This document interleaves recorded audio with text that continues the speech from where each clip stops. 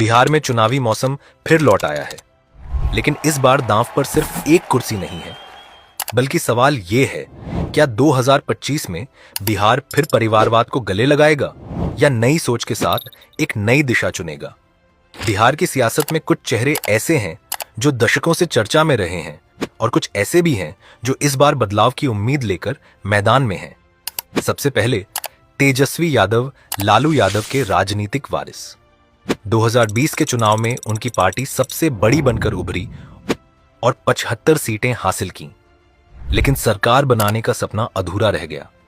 मुस्लिम यादव समीकरण उनका सबसे मजबूत आधार रहा है, लेकिन सवाल यह है, क्या यही समीकरण 2025 में भी उन्हें सत्ता तक पहुंचा पाएगा?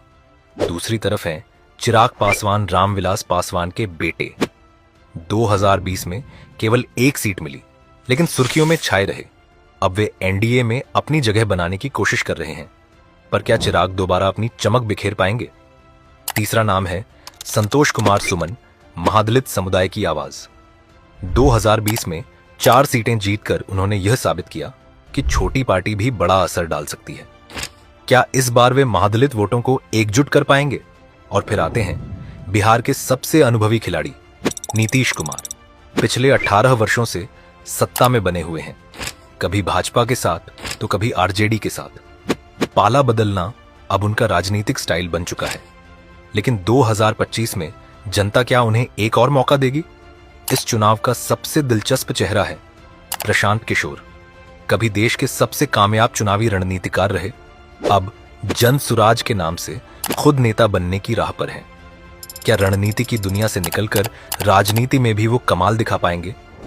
बिहार की राजनीति को समझना है तो उसके जातीय समीकरणों को नजरअंदाज नहीं किया जा सकता। आंकड़े खुद कहानी बयां करते हैं। मुस्लिम 16% प्लस यादव 14%, आरजेडी का core vote bank. Tejashwi Yadav की सबसे बड़ी ताकत यही समीकरण रहा है। दलित 16% प्लस महादलित 10%, पासवान मांझी का समीकरण। इन वोटों के लिए चिराग पासवान और संतोष कुमार सुमन आमने सामने हैं। ईबीसी 30%। यह वर्ग बिखरा जरूर है, लेकिन जब एकजुट होता है तो पूरे चुनाव की दिशा बदल देता है। ईबीसी ने नीतीश कुमार को लंबे समय तक समर्थन दिया है। अब सवाल है, क्या वो जेडीयू के साथ बने रहेंगे या नई राह चुनेंगे? सामान्य वर्ग 14%, भाजपा का गढ़। लेकिन बदले हुए राजनीतिक समीकरणों में क्या भाजपा इनका समर्थन समेटकर बहुमत की ओर बढ़ पाएगी? तो अब फैसला जनता के हाथ में है। क्या 2025 में वही पुराने चेहरे सत्ता में लौटेंगे या कोई नया चेहरा बिहार को एक नई राह पर ले जाएगा?